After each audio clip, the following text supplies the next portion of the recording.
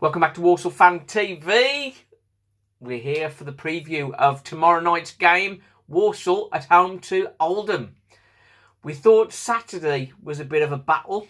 I think we can have the same on Tuesday.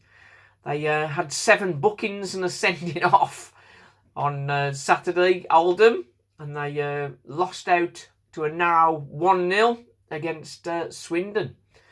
They are certainly fighting, literally, for their EFL status. Since John Sheridan has come back in, they have picked up some good results. They had a win against Scunny, Bristol Rovers and Bradford since he arrived on the 25th of January. And it lifted him out the relegation zone. But after losing the last 2, they're back in the relegation zone. And 3 points adrift from safety. They do have 2 games in hand, and tomorrow night will be one of them. But hopefully they won't be getting any points as the Super Saddlers push on. We're trying to get into the top half of the league. That's what I'm hoping for. I was talking to a Walsall fan of mine, and he optimistically thinks we might still squeeze into the playoffs. But I think that's a tall order. It would be very nice indeed, but I think it's a tough one. We heard from Mike Flynn, and he gave us a bit of an update and explained why Hayden White was missing against Barrow. He's had a bout of COVID. Manny Month is suffering with a swollen knee, and also Tyree Shade has been ill. So that considered, Walsall are really digging in deep. And I think we can't get through an interview with any of the players or the manager without the togetherness phrase coming out. And no doubt that will be right up there on the early bird campaign, which will be coming at some point, no doubt.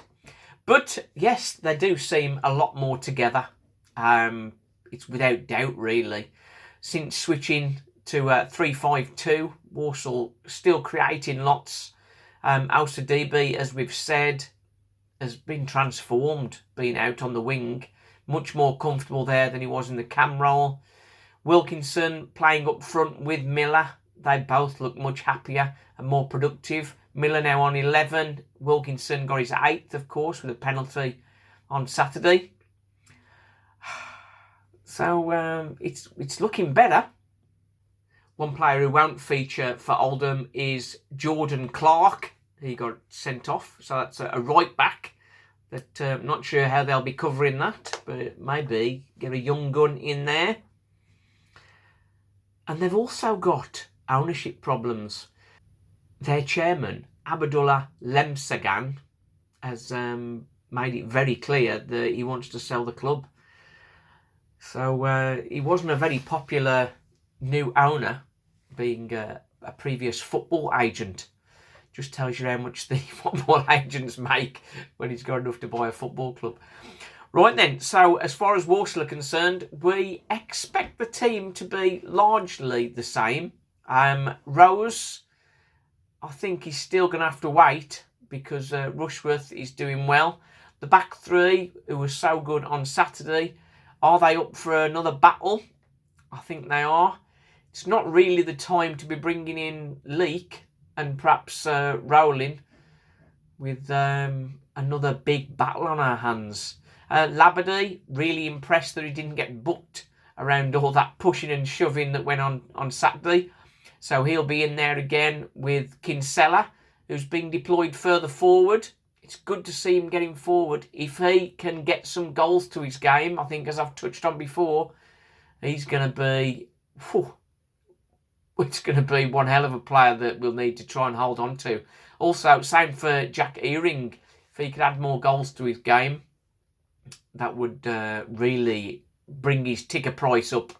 And then, of course, Miller and Wilco up front, Al-Sadibi and Shade on the wings. Lee Tomlin, he didn't feature at all on Saturday. Was that down to what we were facing? with Sutton, it was very much a battle and a fight.